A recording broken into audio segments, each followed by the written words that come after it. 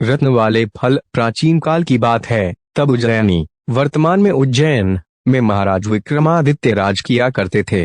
राजा विक्रमादित्य हर प्रकार से एक आदर्श राजा थे। उनकी दानशीलता की कहानियां आज भी देश के कोने कोने में सुनी जाती हैं। राजा प्रतिदिन अपने दरबार में आकर प्रजा के दुखों को सुनते व उनका निवारण किया करते थे। एक दिन राजा के दरबार में एक भिक्षु आया और एक फल देकर चला गया। तब से वह भिक्षु प्रतिदिन राज दरबार में पहुंचने लगा। वह राजा को एक फल देता और राजा उसे कोषाध्यक्ष को सौंप देता। इस तरह 10 वर्ष व्यतीत हो गए। हमेशा की तरह एक दिन जब एक भिक्षु राजा को फल देकर चला गया तो राजा ने उस दिन फल को कोषाध्यक्ष को न देकर एक पालतू बंदर के बच्चे को दे दिया, जो महल के किसी सुरक्षाकर्मी का था और उससे छूटकर राजा के पास चला आया था। उस फल को खाने के लिए जब बंदर के बच्चे ने उसे बीच से तोड़ा तो उसके अंदर से एक बहुत ही उत्तम कोटि का बहुमूल्य रत्न निकला। यह देखकर राजा ने वह रत्न ले लिया और कोषाध्यक्ष को बुलाकर उससे पूछा, मैं रोज रोज भिक्षु द्वारा लाया हुआ जो फल तुम्हें देता हूँ, वे फल कहाँ है? राजा ने आज्ञा दी तो कोषाध्यक्ष रत्न भंडार गया और कुछ ही देर बाद आकर राजा को बताया, प्रभु, वे फल तो सड़ गल गए, वे मुझे वहां नहीं दिखाई दिए। हाँ, चमकती झिलमिलाती रत्नों की एक राशि वहां अवश्य मौजूद है। यह सुनकर राजा कोषाध्यक्ष पर प्रसन्न हुए और उसकी निष्ठा की प्रशंसा करते हुए सारे रत्न उसे ही सौंप दिए। अगले दिन पहले की तरह जब एक भिक्षु फिर राज दरबार में आया तो राजा ने उससे कहा, हे भिक्षु, इतनी बहुमूल्य भेंट तुम प्रतिदिन मुझे क्यों अर्पित करते हो?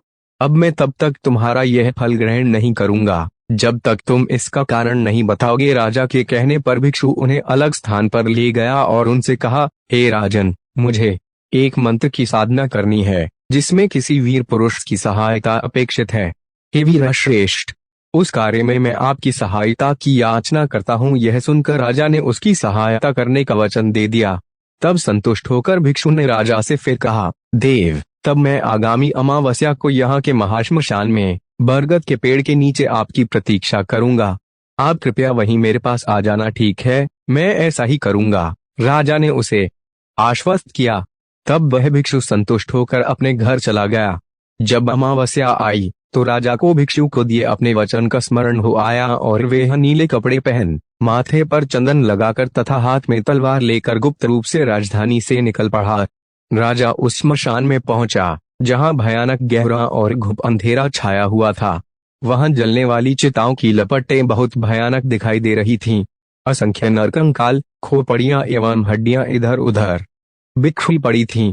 समूचा श्मशान भूत पिशाचों से भरा पड़ा था और सियारों की डरावनी आवाजें श्मशान की भयानकता को और भी ज्यादा बढ़ा रही थीं। निर्भय होकर राजा ने वहां उस भिक्षु को ढूंढा। भिक्षु एक वट वृक्ष के नीचे मंडल बना रहा था। राजा ने उसके निकट जाकर कहा, भिक्षु, मैं आ गया हूँ, बताओ मुझे क्या करना होगा? राजा को उपस्थित देखकर भिक्षु बहुत प्रसन्न हुआ।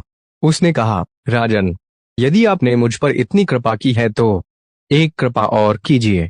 आप यहाँ से दक्षिण की ओर जाइए। यहाँ से बहुत दूर श्मशान के उस छोर पर आपको शीशम का एक विशाल वृक्ष मिलेगा। उस पर एक मरे हुए मनुष्य का शरीर लटक रहा है।